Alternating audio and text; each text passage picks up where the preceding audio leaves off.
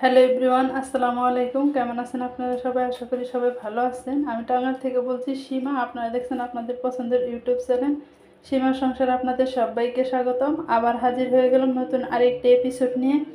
আজকে আমি করে দেখাবো লাল শাক ভাজি। লাল শাকটা আমি প্রথমে ভালো মতো কেটে তারপর ধুয়ে পানিটা ঝরিয়ে নিছি। এখন আমি লাল শাকটা একটু ভাপ দিয়ে নেব। তো ভাপ দেওয়ার জন্য সরাসরি চুলায় চলে যাব। তো ভাপ দেওয়ার জন্য চুলায় চলে এসেছি। আর আমি শাকটা ভালো মতো পানি ঝরিয়ে দিলাম। দেওয়ার পর এখন আমি লবণ অ্যাড করব। লবণটা আপনারা একবারে অ্যাড করবেন, পরবর্তীতে কিন্তু আর লবণ দিবেন না। সেজন্য যখন লবণটা দিবেন তখন যেন পারফেক্টভাবে হয়, সেদিকে খেয়াল রেখে লবণটা দিবেন। তো আমি এখন লবণটা দিয়ে নিলাম। শাকে দ্বিতীয়বার লবণ দিলে কী হয়, শাকটা নরম হয়ে যায়। শাক ভাজিটা অনেকে নরম শাক ভাজি খায়, কিন্তু আমি খেতে পারি না, সেই জন্য আমি ঝরঝরা করে ভাজি করি। তো এখন একটা ঢাকনা দিয়ে ঢেকে শাকটা আমি একটু ভাপ দিয়ে নিব। তো ওই যে চুলার জালটা ধরিয়ে দিছি। আর শাকটা কিন্তু একটু পরপর নেড়ে চেড়ে নিতে হবে, তা না হলে কিন্তু নিচেরটা বেশি সিদ্ধ হয়ে যাবে, উপরেরটা সিদ্ধ হবে না। তো ফাইনালি আমার শাকটা ভাপ দেওয়া হয়ে গেছে। আমি এইভাবে ভাপ দিয়ে নিলাম। আর এই যে এইভাবে ডাটাগুলো চেক করে নেবেন যে সিদ্ধ হয়েছে কিনা। দেখেন এই যে সিদ্ধ হয়ে গেছে। আর একদম ফুললিভাবে সিদ্ধ করি নাই, যেহেতু আবার পরবর্তীতে আমি ভাজি করব, তখন আবার ডাটাগুলো একটু সিদ্ধ হবে। তো দেখেন এই যে এইভাবে ভাপ দিতে গেলে দেখেন কত পানি উঠে আসে। তো এইভাবে ভাপ দিয়ে নিলে শাকটা আর কি ঝরঝরে হয়। এক এক দেশে এক একভাবে ভাজি করে, কিন্তু আমরা যেভাবে ভাজি করি সেইভাবে আপনাদের সাথে শেয়ার করছি। তো এখন আমি এই পানিটা একটা ছাঁকনার সাহায্যে সেকে ঝরিয়ে নিব।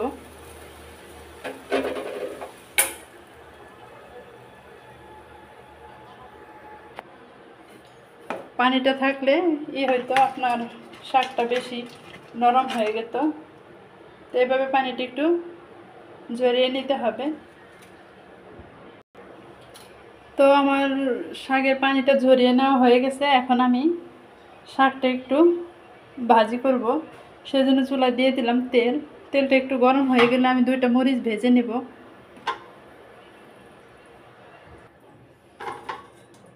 এই 2টা মরিচ ভেজে নেব। আর এই 2টা মরিচ আমি ডাটা সহ ভাজি করতেছি, এবং কি 2টা মরিচ করে নিচ্ছি, একটু ভাজা কাটাতে একটু ফাটিয়ে নিচ্ছি। তো মরিচ 2টা আমার ভাজি করা হয়ে গেছে। এখন আমি দিয়ে দেবো এখানে রসুন। রসুনটা আমি একটু শিল পাটায় থেতো করে নিচ্ছি। তারপর দিয়ে দেবো পেঁয়াজ। রসুন আর পেঁয়াজটা আমার ভালো মতো ভাজি করে নিতে হবে। একটু রসুনটা যত একটু পুড়ে পুড়ে ভাজি করবেন, শাকের টেস্টটা ততই বেশি ভালো লাগবে। কারণ রসুনটা যত লালচে করে ভাজি করবেন, ততই রসুনের থেকে কিন্তু ফ্লেভারটা ভালো আসে। সেই ফ্লেভার শাকের সাথে মিশে যাবে এবং শাকটা খেতে ভালো লাগবে। আর এখানে আমি দিয়ে দেবো কিছু কাঁচামরিচ কেটে নিচ্ছি। অনেকের প্রশ্ন থাকতে পারে বা কমেন্ট করতে পারেন যে শাকের মধ্যে আমি মরিচ ভেজে নিচ্ছি, আবার ফির কেন কেটে দিলাম। তো আমার হাজব্যান্ড কেটে নেওয়া মরিচ খানা, এমনি যে ভাজি করছি সেটাই খাবে, কিন্তু এই যে এগুলো খাবে না, সেই জন্য ওনার জন্য ভাজি করে নিলাম।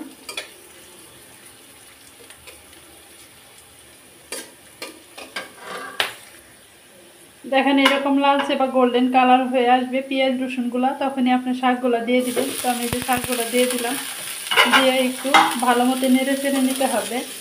রসুনের সাথে মিশিয়ে দিতে হবে শাকগুলা।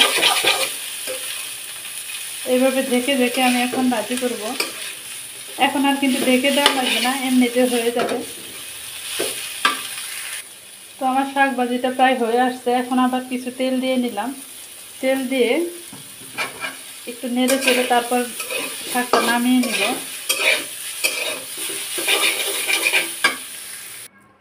ফাইনালি আমার শাক ভাজিটা ডান, আমি পরিবেশন করে নিচ্ছি।